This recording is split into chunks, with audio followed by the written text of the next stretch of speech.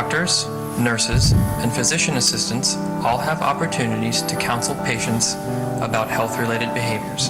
As a medical professional, you have a responsibility to talk to your patients about tobacco use and how it affects their health. At times, you will also have a responsibility to talk to them about how secondhand exposure to their tobacco smoke affects other people's health. These can be sensitive topics, and it is important to keep in mind that the way you approach your patients about these issues will have a big impact on how your advice and concerns are received.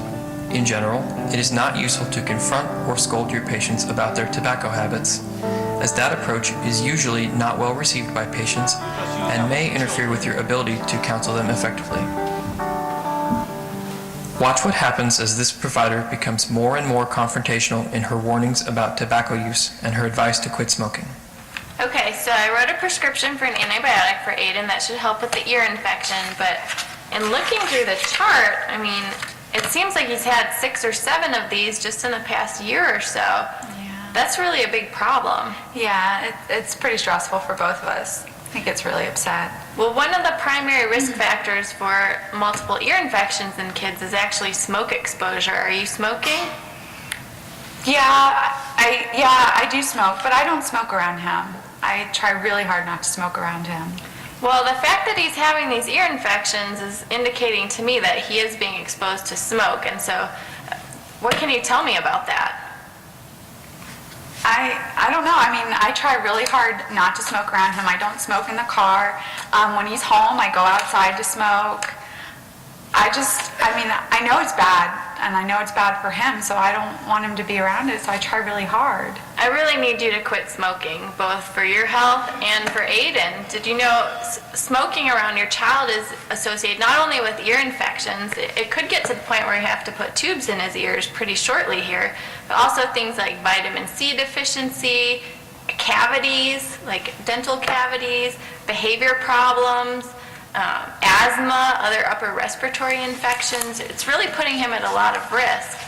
In addition to that, kids of smokers end up smoking themselves. Do you want him to grow up to be a smoker? No, but I don't smoke. I've thought about quitting, but it's really hard, so I just don't know how to do it. Well, now's the time to quit. It's really gotten to the point where you can't keep smoking. Not only for him, like I said, but also for you. You're putting yourself at risk for lung cancer, for emphysema, for oral cancers, for heart disease, for all kinds of things. I know. I've heard, people have told me before, I've heard all that. I just don't know how to do it. How am I supposed to quit? It's so hard. Well, there's all kinds of things you can use now. It's not as hard as it used to be. You can use nicotine replacement. There's patches, there's lozenges, there's gum, there's the inhaler, there's nasal spray. We can talk about medications. You can try Chantix, you can try Zyban. There's quit smoking groups you can go to. There's hotlines you can call. Just don't have time There's for no any of reason that. why you shouldn't be able to quit. This is really important. I understand that. I know it is. Everybody has problems, right? It's really hard. Well, what can be more important to you than the health of your child?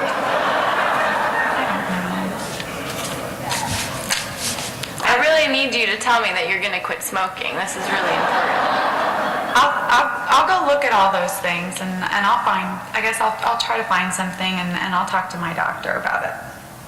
Okay, well, I think you really need to think about this seriously. Like I said, it's really putting yourself and your child in danger. Okay.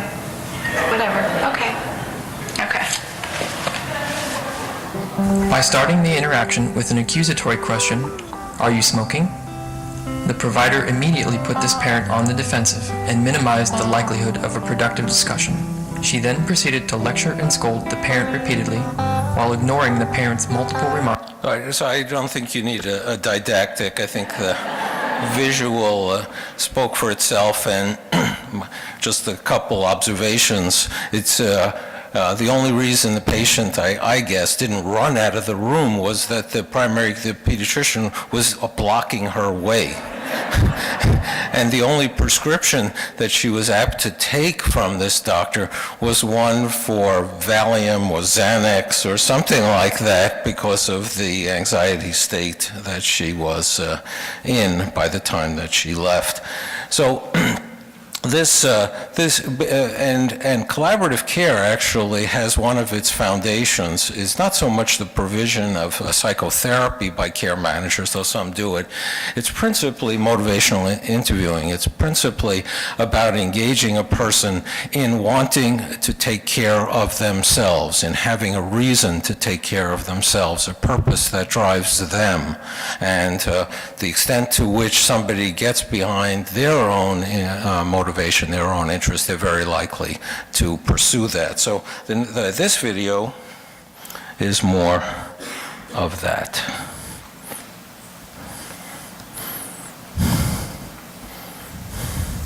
Watch what happens this time when the provider cues into what the parent is saying, empathizes with her situation, and attempts to work with the parent to find a solution that fits her needs.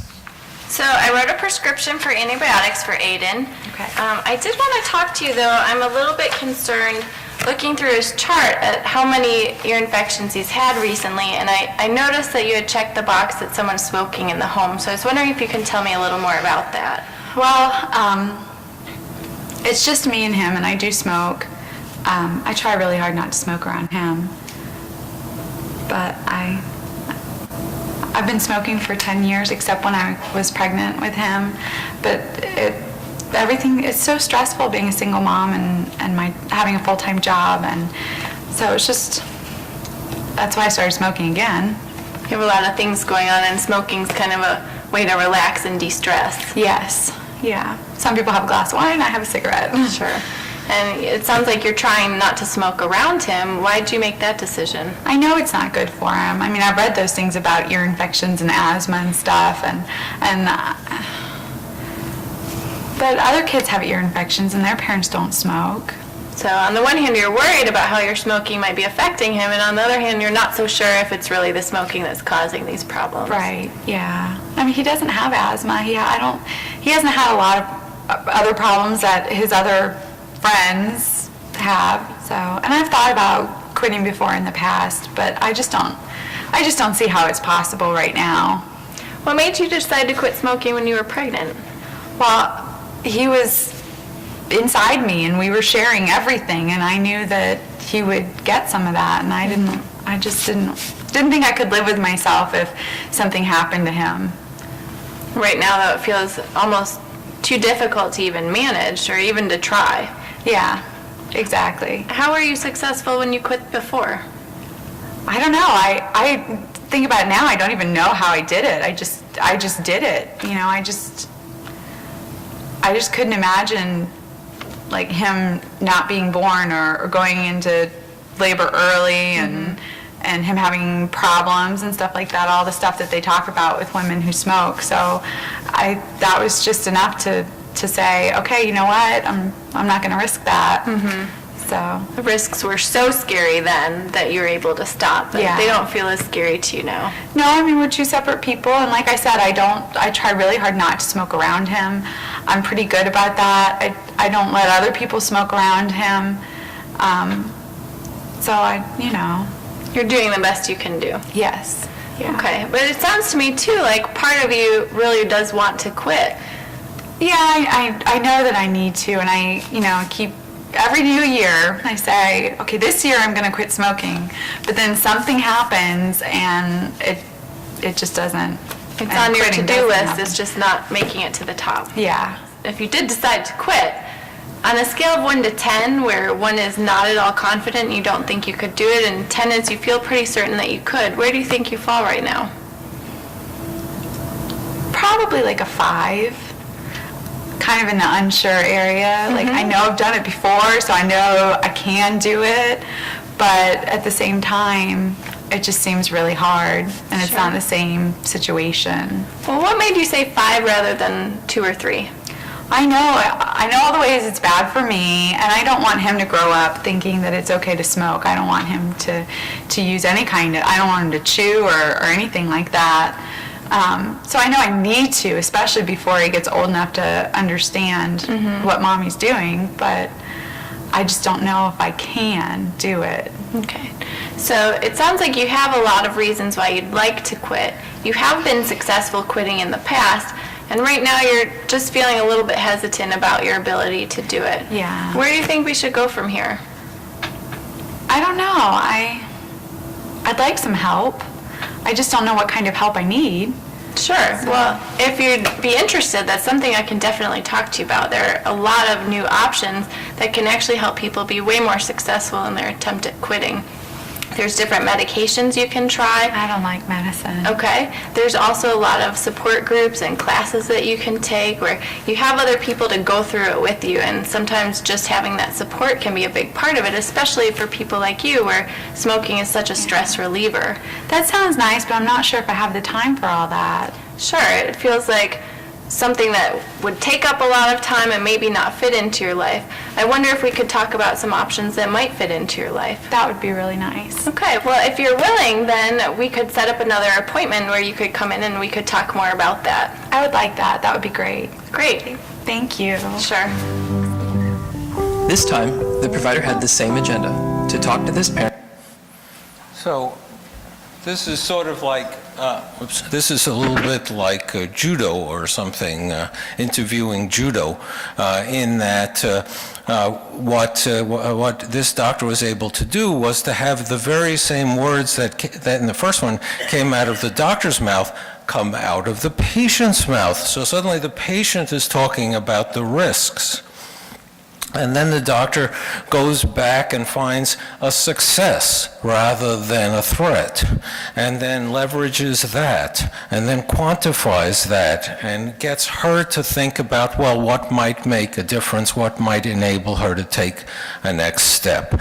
And so this example of motivational interviewing is one that applies across the board, whether it's with smoking, whether it's with eating, whether it's with behavioral disorders, whether that be depression, alcohol and substance abuse. It's the very same approach applied in a different key with different disorders. And what we know is that this works, and that it's not only confined to care managers, but primary care clinicians and others in the practice who can take the same position of not demanding of a patient, but asking rather than telling. There's going to be a chance to continue. So Foster and Marietta made sure